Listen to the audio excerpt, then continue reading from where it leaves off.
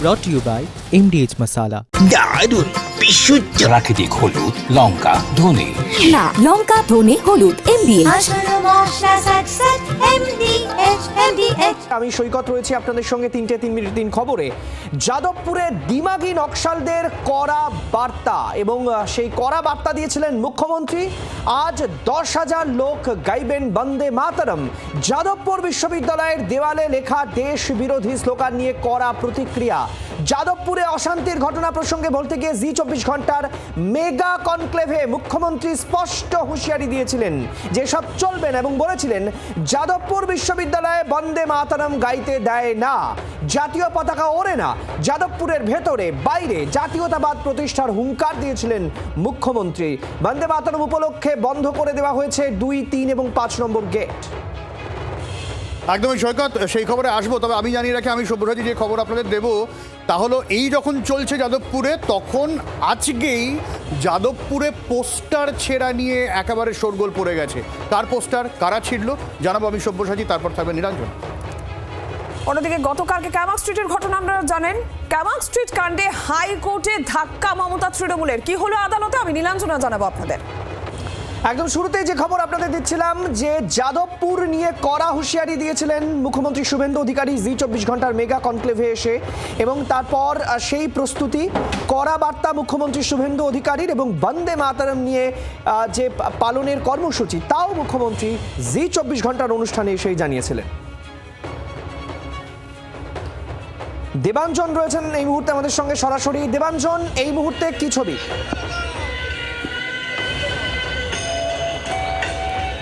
দেখো, এই মুহূর্তে আমি দাঁড়িয়ে রয়েছি যাদবপুর ইউনিভার্সিটির সামনে, এই বাস স্ট্যান্ড, তার সামনে দেখেছো যে 10,000 কণ্ঠে যে বন্দে মাতরম যে আজকে গাওয়া হবে। যাদবপুরে বন্দে মাতরম গাওয়া হয় না, এটা বহুকাল ধরে মুখ্যমন্ত্রী বলে আসছেন এবং বিজেপির তরফ থেকে এটা বলা হয়েছে। এবং আজকে কিন্তু এই 10,000 কণ্ঠে বন্দে মাতরম এইটি বাস স্ট্যান্ডের সামনে বিশাল মঞ্চ করা হয়েছে। শহরের বিভিন্ন প্রান্ত থেকে, এমনকি দক্ষিণ 24 পরগনা বা উত্তর 24 পরগনার বিভিন্ন জায়গা থেকে রাষ্ট্রবাদী মানুষেরা আসছেন, তারা বন্দে মাতরম। এবং দেখছো যে এখানে মানুষ জড়ো হয়েছে। আজকের দিনটা কি যাদবপুরের ইতিহাসে একটা অন্যতম রেড লেটার ডে?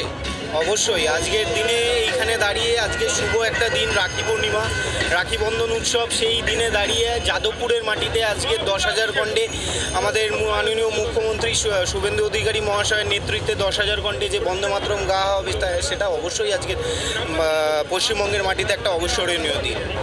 আজকের দিনটা কতটা গুরুত্বপূর্ণ বা বিশেষ তাৎপর্যপূর্ণ?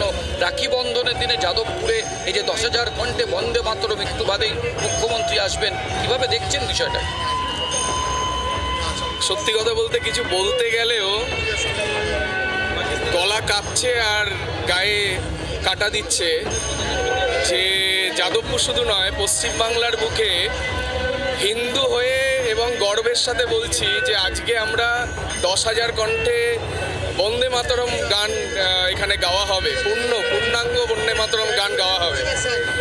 সেই জায়গা থেকে দাঁড়িয়ে আজকে মাননীয় মুখ্যমন্ত্রী বলেছেন যে, সত্যি কথা বলতে যাদবপুরটাকে কেন চয়েস করা হয়েছে তার কারণটা বলি, যে যাদবপুর ইউনিভার্সিটি, এই ইউনিভার্সিটিতে এসএফআই যেইভাবে ব্রেন ওয়াশ করে যারা স্টুডেন্ট হিসাবে ঢোকে, তারা কিছু জানে না, তাদের কাছে তারা নর্মাল, তাদের কাছে কোনো সবই তাদের কাছে নতুন। তারা যেভাবে ঢুকিয়ে দেশ বিরোধী স্লোগান এবং একেবারে আমরা সেই দিকেই নজর রাখছি এবং অবশ্যই সেই 10,000 কণ্ঠে বন্দে মাতরমের ছবিও আমরা প্রতি মুহূর্তেই তুলে ধরব। আর মুখ্যমন্ত্রী কি বলেছেন এই প্রসঙ্গে শুনুন। পূর্ণাঙ্গ বন্দে মাতরমে আপত্তি কেন? এটা তো কোনো রাজনৈতিক নেতা লেখেনি, সাহিত্য সম্রাট লিখে দিয়ে গেছেন, ঋষি বঙ্কিমচন্দ্র। পূর্ণাঙ্গ বন্দে মাতরমে আপত্তি থাকার তো কথা নয়।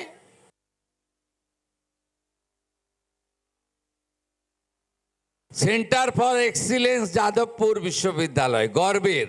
কলা বিভাগের দেওয়ালে লিখবেন রেড স্যালুট কিষাণজি। কি শেখাচ্ছেন নতুন প্রজন্মকে? এই কিষাণজি কে? যে কিষাণজি বলেন ভোট দিতে হবে না, ভোট বয়কট করো। যিনি বলেন সংবিধান পুড়িয়ে দাও, যিনি বলেন ভারতকে আবার ভাগ করব গোমতী থেকে গোদাবরী।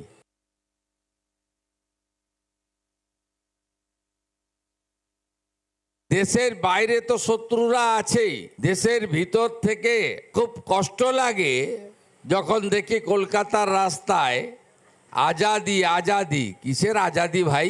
আমাদের স্বাধীনতা সংগ্রামীদের ত্যাগ, নেতাজি সুভাষচন্দ্র বসুদের লড়াই, মাতঙ্গিনী হাজরাদের বলিদান।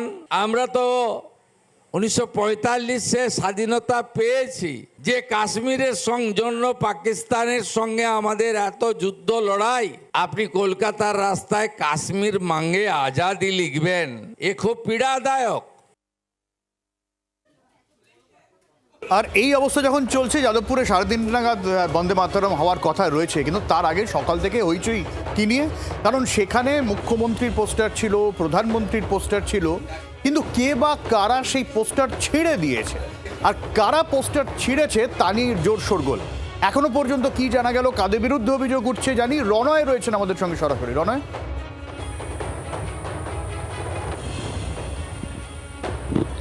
দেখো সব্যসাচী, যাদবপুর বিশ্ববিদ্যালয়ের ক্যাম্পাস চত্বর জুড়ে মুখ্যমন্ত্রী শুভেন্দু অধিকারী এবং প্রধানমন্ত্রী নরেন্দ্র মোদী তাদের বড় বড় যে প্ল্যাকার্ড বা পোস্টার টাঙানো রয়েছে পুরো ক্যাম্পাস চত্বর জুড়ে, সেখানে দেখা যাচ্ছে বেশ কয়েক জায়গা সেখানে ছিঁড়ে ফেলা হয়েছে, এই অভিযোগ উঠছে।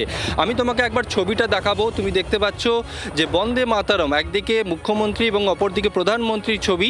এই যে তুমি দেখতে পাচ্ছ পোস্টার একেবারে 3 নম্বর গেটের কাছে, বা বলা যায় ওয়াটার এটিএমের কাছে যে পোস্টারটা রয়েছে, সেই পোস্টারে দেখা যাচ্ছে এইভাবে চেরা দাগ, অর্থাৎ ছিঁড়ে ফেলা হয়েছে। প্রধানমন্ত্রীর একেবারে চশমা, মুখ থেকে শুরু করে একেবারে এতটা পর্যন্ত ছেঁড়া, তেমনি একেবারে মুখ্যমন্ত্রীরও সেম একেবারে ছিঁড়ে ফেলা হয়েছে।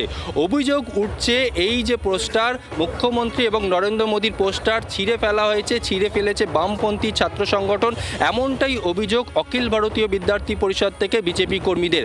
আমি যদি একবার ক্যামেরাটাকে ঘুরিয়ে ছবিটা তোমাকে দেখাই, ছড়িয়ে ছিটিয়ে অর্থাৎ এই যে ক্যাম্পাস চত্বর প্রত্যেকটা জায়গায় কিন্তু দেখা যাচ্ছে এই ধরনের কিন্তু পোস্টার লাগানো হয়েছে, এবং সেখানে দেখা যাচ্ছে, আমি যদি আরও একবার ছবিটাকে দেখাবো, ক্যামেরাটাকে ঘুরিয়ে দেখানোর চেষ্টা করব, সে আরও একটা জায়গা দেখা যাচ্ছে সেখানেও প্রধানমন্ত্রী এবং মুখ্যমন্ত্রী পোস্টার রয়েছে, কোথাও ছেঁড়া রয়েছে, কোথাও আবার ঠিক রয়েছে, কিন্তু যে ব্যানারগুলো রয়েছে সেই ব্যানারগুলো ছড়িয়ে ছিটিয়ে ফেলা হয়েছে, এমনটাও কিন্তু অভিযোগ। তুমি জানো যে এই যাদবপুর বিশ্ববিদ্যালয় একদিকে অখিল ভারতীয় বিদ্যার্থী পরিষদ এবং অপরদিকে বামপন্থী ছাত্র সংগঠন, তাদের দুজনের মধ্যে সংঘর্ষ হয় 4 নম্বর গেটের কাছে। বিশেষ করে যে 4 নম্বর গেটের বাইরে যে ফলক, সেই ফলক ভেঙে দেওয়ার অভিযোগ ওঠে।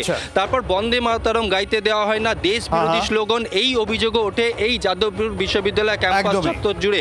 বন্দে মাতরম গাওয়া হবে আর কিছুক্ষণের মধ্যেই, এবং অনেক ধন্যবাদ তোমাকে।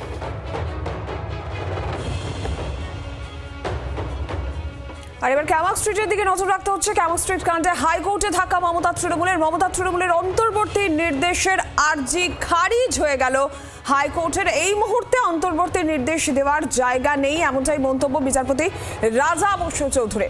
কামাক স্ট্রিটের ঘটনায় 3টি এফআইআর রুজু হয়েছে। 2টি এফআইআর এর নাম রয়েছে অভিষেক, ডেরেক ওব্রায়ান, হুমায়ুন কবির সহ বৈশ্বরণ চট্টোপাধ্যায়দের, এবং এই ঘটনায় মোট 13 জনকে গ্রেফতার করা হয়েছে।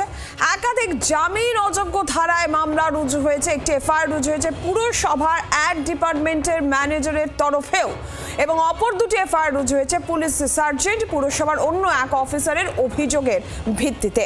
3টি এফআইআর, 13 জনকে এই ঘটনায় ইতিমধ্যেই গ্রেফতার করা হয়েছে। তবে ক্যামাক স্ট্রিটে হাইকোর্টে মমতা তৃণমূলের ধাক্কা, তাদের যে অন্তর্বর্তী নির্দেশের আর্জি, সেই আর্জি খারিজ করে দিয়েছে হাইকোর্ট।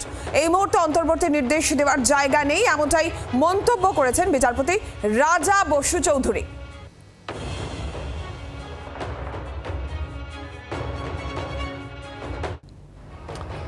ফরাক্কায় বিপদসীমার উপর দিয়ে বইছে গঙ্গার জল। তীরবর্তী এলাকায় জল ঢোকার প্রবল আশঙ্কা। জলস্তরের রিপোর্ট ঘন্টায় ঘন্টায় রাজ্যকে পাঠানো হচ্ছে।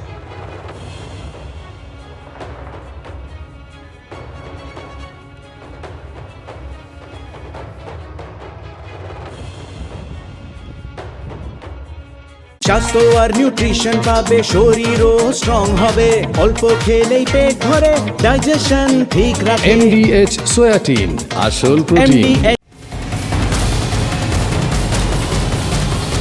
brought to you by MDH Masala.